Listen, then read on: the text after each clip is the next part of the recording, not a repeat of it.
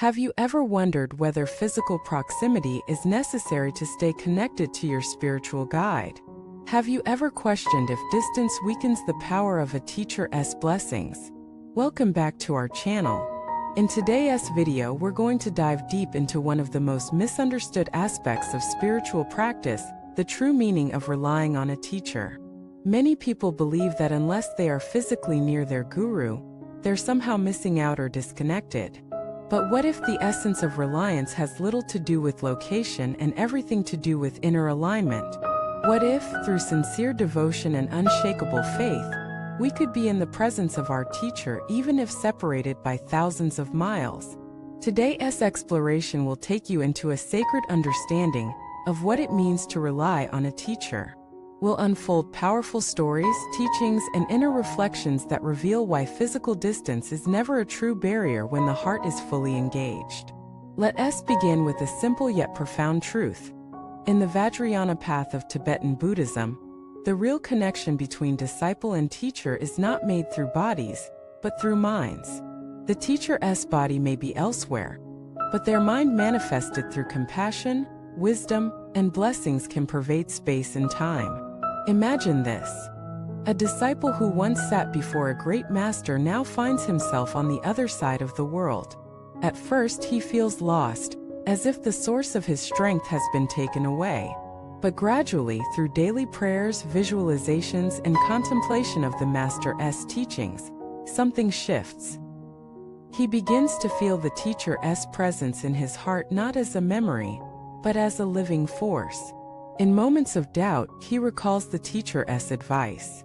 In moments of anger, he envisions the teacher's gaze. And slowly, he realizes that he was never truly apart. This is not just poetic imagination. This is the power of devotion. When your mind turns toward your teacher with reverence and single-pointed focus, you become a vessel for their blessings. One of the most common concerns practitioners have is, if I can only learn from recordings or texts, can I still receive blessings? The answer from the highest masters is a resounding yes if the student's heart is pure and the intention is strong. A teacher's physical voice may be absent, but their wisdom is encoded in their teachings, their books, their mantra instructions. When you connect to these with humility and love, you receive the essence of the teacher, not just their form. Another widespread fear is the eventual loss of connection over time. If I don't see my teacher regularly, will I drift away? The truth is, even in physical closeness, without inner reliance, disciples can become distant. The real danger is not separation by distance, but separation by doubt. Let us look deeper into the nature of this inner reliance. The great masters say that genuine dependence on a spiritual teacher is not based on needing them to solve our problems, but on absorbing their wisdom, embodying their instructions, and holding their essence in our every breath. This means that the more we internalize the guru's teachings, the more the guru lives within us, not symbolically, but truly. They become part of our thought process, our ethical decisions, our emotional regulation. We begin to act not from ego, but from the mind stream of the teachings we've received. In this way, a disciple becomes not a passive receiver, but an active embodiment of the teacher's mind. Let us revisit a story that illustrates this beautifully. There was once a practitioner who had met a great teacher only once. That single meeting left a deep impression. For decades, they never saw each other again. But the disciple would meditate daily, visualizing the teacher on a lotus above his head, offering prayers, reciting mantras, living according to the teachings. When the teacher passed away, others asked the disciple, "Aren't you heartbroken?" He replied, "No. My teacher is closer now than ever. He lives in my breath, in my thoughts, in my view of the world."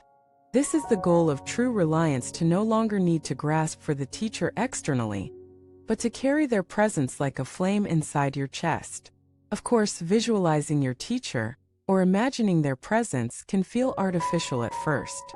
You might wonder if it's merely a fantasy, but think about this: your emotions can be deeply affected by a memory, by a picture, by a song. These are intangible yet powerful. In the same way, when you sit quietly and with sincerity call upon your teacher, you're not creating something imaginary, you are tuning your mind to a frequency where blessings naturally flow. Great masters like the Karmapa and Dilgo Khyentse Rinpoche have taught that the disciple who never seeks the faults of the teacher, but only contemplates their compassion and wisdom, will never be without blessings. Why? Because by removing doubt, the disciple opens the channel of transmission. In this sense, reliance on a spiritual teacher is not dependence but alignment. It's like learning to walk in the footprints of someone who has already walked the path. The more attentively you observe their stride, the more confidently you step. Even if the person is out of sight, their footprints guide you. Many spiritual traditions understand this. In Christianity, saints speak of the indwelling Christ. In Islam, Sufi masters speak of the teacher living in the disciple's heart. In all cases, the goal is the same: to awaken your inner teacher by relying on the outer one, until the distinction fades. So what can you do if you are far away from your teacher? Here are a few simple practices to strengthen your connection. First, dedicate a time each day for prayer or contemplation focused solely on your teacher. Visualize them in front of you or above your head. Offer praises, chant their mantra, or simply speak from the heart. Second, live their teachings. Every time you face a dilemma, ask yourself, what would my teacher advise? Third, stop looking for their flaws. This doesn't mean being blind. It means recognizing that your connection depends on your own mind. Fixating on faults blocks the flow of blessings. Finally, make aspiration prayers. Pray not only to stay connected now, but in all future lives. These prayers plant the seeds of unbreakable karmic bonds. The power of this kind of reliance is immense. It can guide you through grief, temptation, confusion, and fear. Can sustain you when everything else falls apart. You are never truly alone. Your teacher's wisdom lives wherever you remember it.